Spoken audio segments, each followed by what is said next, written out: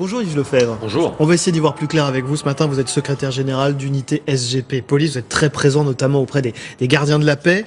Des nouvelles d'abord du policier qui a été agressé. Notre collègue va bien. Notre collègue, fort heureusement, n'a été que très légèrement blessé. Il a eu le réflexe, sur les images, on atteste, il a eu le réflexe d'essayer de s'extirper de suite de son assaillant et de l'amener au sol. C'est un réflexe, je dirais, très professionnel.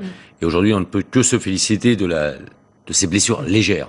Pendant que vous parlez, on voit ces images de vidéosurveillance. Tout est allé extrêmement vite. Les policiers ont réagi aussi extrêmement vite. En fait, on a un peu l'impression que ces attaques, elles sont impossibles à éviter. Ce qu'il faut éviter, c'est que ça fasse trop de victimes. C'est ça le message. C'est ça l'objectif. C'est ça l'objectif aujourd'hui. On le voit. On est dans la banalisation de la matérialisation de l'acte terroriste. Un marteau, des couteaux de cuisine, ça peut arriver n'importe où, n'importe comment. Et la preuve en est faite. Cet individu n'était pas connu de nos services, manifestement, donc ça peut, on peut dire, la radicalisation peut être quasi instantanée, malheureusement. Et là, justement, l'objectif à atteindre, c'est de permettre la neutralisation tout en permettant derrière de laisser l'individu en vie pour pouvoir aller plus loin dans l'enquête, tout en protégeant, tout en assurant immédiatement une bulle de sécurité. Cela qui plus est c'est un site aussi touristique que le Parvis de Notre-Dame, plusieurs centaines, voire même plus d'un millier de personnes à l'instant où ça s'est passé. C'est pour ça que mes collègues ont été en tout point remarquables, ont parfaitement maîtrisé les gestes d'intervention.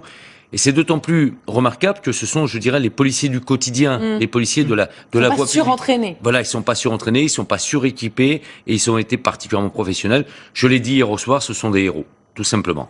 Neutralisé très rapidement, à Paris hier, ce week-end à Londres en 8 minutes, quand les policiers sont intervenus. À chaque fois, il faut donc qu'il y ait des forces de l'ordre qui soient présentes à proximité. Est-ce qu'aujourd'hui, on peut faire encore plus de patrouilles, avec plus de fréquences, et ça dans les lieux publics, ou alors est-ce qu'on est, j'allais dire, à bout quand on voit l'agenda des policiers et leur travail qui a l'air pour le moins important en ce moment? Le travail, il est plus qu'important aujourd'hui, on est au bout du rouleau. Nous, on a fait des propositions à Gérard Collomb la semaine dernière. Aujourd'hui, il faut encore être plus efficace dans la lutte contre le terrorisme. La priorité, c'est la lutte contre le terrorisme, tout en n'occultant pas, bien évidemment, et fort heureusement, la sécurité de nos concitoyens, je dirais, au quotidien. Il faut qu'on réorganise simplement la police. Il faut savoir ce qu'on doit faire. On doit prioriser nos missions. On avait eu un plan sécurité publique au mois de janvier de l'an passé. On nous annonçait plein de bonnes choses. On disait tout simplement, vous allez voir, on va vous supprimer certaines tâches indues, vous allez pouvoir mieux vous consacrer aux missions prioritaires. Tel n'est pas le cas aujourd'hui. On n'a pas avancé d'un iota là-dessus. Donc il faut aujourd'hui que Gérard Collomb puisse mettre en place une réforme en profondeur de la police nationale pour dire ce que nous devons faire en priorité et surtout ce que nous devons plus faire. Et alors justement, qu'est-ce que vous devez à vos yeux plus faire? Mais toutes les tâches, je dirais, toutes les tâches indues, ce qu'on appelle communément les tâches indues. Une fois qu'on a dit ça, on a aussi, je dirais, pour les auditeurs, absolument rien dit. Ce sont les suppressions notamment des transfèrements, les suppressions des extractions de personnes détenues, les heures d'attente qui sont parfois incommensurable au niveau des tribunaux où on est à disposition des magistrats, toutes ces missions, également beaucoup de gardes statiques, je pense notamment aux gardes statiques dans les préfectures, on a avancé, mais on n'a pas encore été assez loin par rapport à ça. Et il faut aussi recentrer les policiers sur la mission de sécurité publique.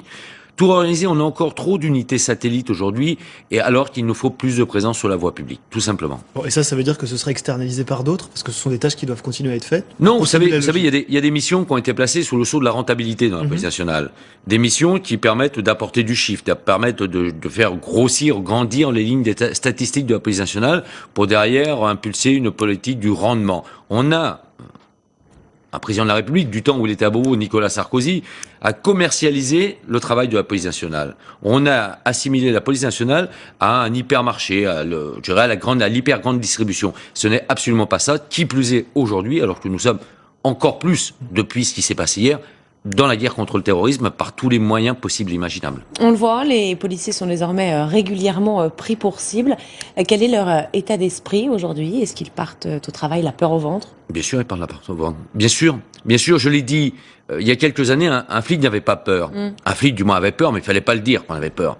Aujourd'hui, oui, les policiers ont peur. 22 ans, notre collègue dit hier. 22 ans. Un jeune collègue qui sort à peine d'école. Imaginez-vous l'état d'esprit de sa famille. Imaginez-vous l'état d'esprit. Il se dit, mais J'ai 35 ans de police maintenant, mais à minimum devant moi, il va travailler en permanence la peur au ventre. Pourquoi? Parce que la formation aussi est à revoir. On a des schémas de formation aujourd'hui, le schéma de la formation initiale dans les écoles de police pour les gardiens de la paix, qui n'est absolument plus adapté à la menace à laquelle nous sommes confrontés au quotidien. Et selon vous, est-ce que dans les prochains mois, on peut créer des formations de masse pour que vraiment un très grand nombre de policiers soient formés et puissent réagir efficacement? Il faut à la fois, C'est une question de moi ou pas? C'est une question, pas une question de loi, c'est une question de bonne volonté. C'est une question de bonne volonté. On a pris encore des mesures d'urgence en diminuant la scolarité sous l'état d'urgence. Depuis le mois d'avril dernier, on est reparti sur le cursus traditionnel, à savoir 12 mois de formation pour un élève gardien de la paix. Aujourd'hui, il faut avoir cette volonté. On a 7500 postes de prévus là durant le prochain quinquennat. Je crains que ça ne soit pas suffisant. Vous en demandez combien? Aujourd'hui, si on estime la menace, si on prend en considération les 24 millions d'heures supplémentaires accumulés par les gardiens de la paix, les gardiens de la République, aujourd'hui, il faudrait qu'on passe largement au-dessus des 10 000. 7500, c'est une bonne annonce. Je crains, eu égard à la menace, que Emmanuel Macron soit obligé d'aller au-delà, ce que nous souhaitons bien évidemment. 10 000 recrutements, voilà donc pour l'annonce que vous faites ce matin sur LCI. Merci beaucoup Yves Lefebvre d'être venu nous voir.